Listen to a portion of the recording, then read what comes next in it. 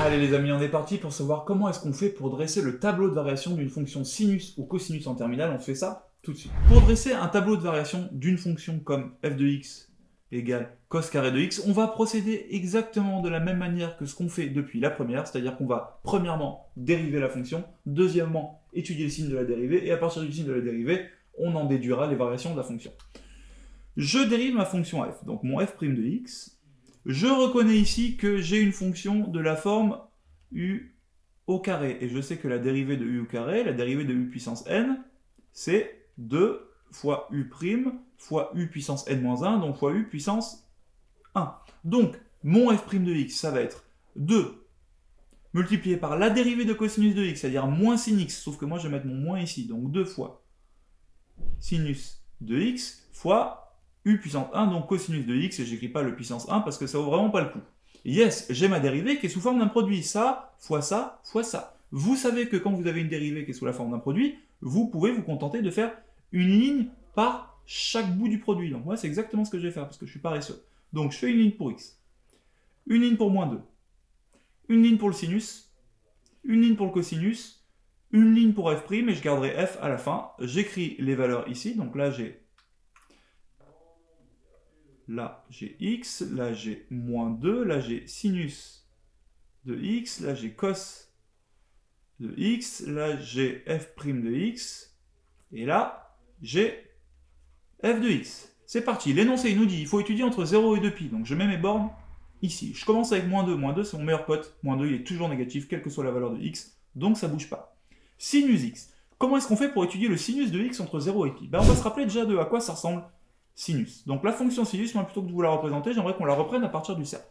Si je me balade, comme c'est demandé ici, entre 0 et évidemment 2π. Si je me balade ici, ça veut dire que je vais partir d'ici, marcher comme ça, tac, tac, tac, tac, tac, tac, tac, tac, tac, sur ce cercle, pour faire 2π, c'est-à-dire pour faire un tour complet. Donc je vais faire tout le tour du cercle. Le sinus, je vous rappelle que c'est ce qui se lit sur l'axe vertical. Donc je commence ici, je vais sur l'axe vertical, je vaux 0. Je commence ici, hop, je vais un peu plus que 0, je suis positif, je suis positif, je suis positif, je suis positif, je suis positif, positif, positif, positif, positif, jusqu'à ici, à partir de là, je revaux 0. Donc on a une première valeur qui est intéressante, c'est que en pi, mon sinus il vaut 0. Donc moi je vais foncer le mettre dans mon tableau au-dessus. En pi, le sinus il vaut 0. Donc, est-ce que le sinus va changer de signe? Ben là il est toujours négatif, négatif, négatif, négatif, négatif, négatif. Donc en fait, mon sinus il va être tout simplement d'abord positif et ensuite négatif. Terminé. J'enchaîne avec le cosinus. Donc pour comprendre le cosinus, on se refait un petit cercle, on se balade toujours entre 0 et 2π, et c'est parti. Le cosinus, je le lis sur l'axe horizontal, donc je vais me poser la question de quel est le signe de ces petits points là sur l'axe horizontal. Je me mets là, mon signe c'est 1, donc c'est positif. Ici je suis toujours positif, ici je suis positif, positif, positif. Ah attention, ici j'arrive à 0, donc là on a une première valeur importante. Pi sur 2. En pi sur 2, je vaux 0. Avant ça, je suis positif, et après ça, je suis négatif. Donc je retourne le mettre dans mon tableau. En pi sur 2, mon cosinus, il vaut 0. Avant ça, je suis positif. Après ça, je suis négatif. Je continue pour voir s'il n'y a pas un autre changement de signe. J'avance, j'avance, j'avance. Donc toujours négatif, toujours négatif. Ah, à 3 pi sur 2, il y a de nouveau un changement de signe. Parce que ici, je repasse par 0. Donc je vais dans mon tableau et je dis, il y a une deuxième valeur qui est intéressante, c'est 3 pi sur 2. Là, je vaux 0 et je change encore une fois de signe. Bon, ben c'est bon, j'ai mon moins 2, j'ai mon signe, j'ai mon cos, je peux attaquer à la règle des signes. Moins par plus, ça me fait tout simplement moins. Moins par plus par 0, ça me fait 0. Moins par plus, moins par 0, 0. Moins par moins, ça me fait moins. Là, j'ai un 0, moins par moins, un plus. Et les amis, c'est terminé. Maintenant, j'ai le signe de f' de x pour avoir les variations. Quand c'est moins, ça descend. Quand c'est plus, ça monte. Et ainsi de suite. Et ainsi de suite.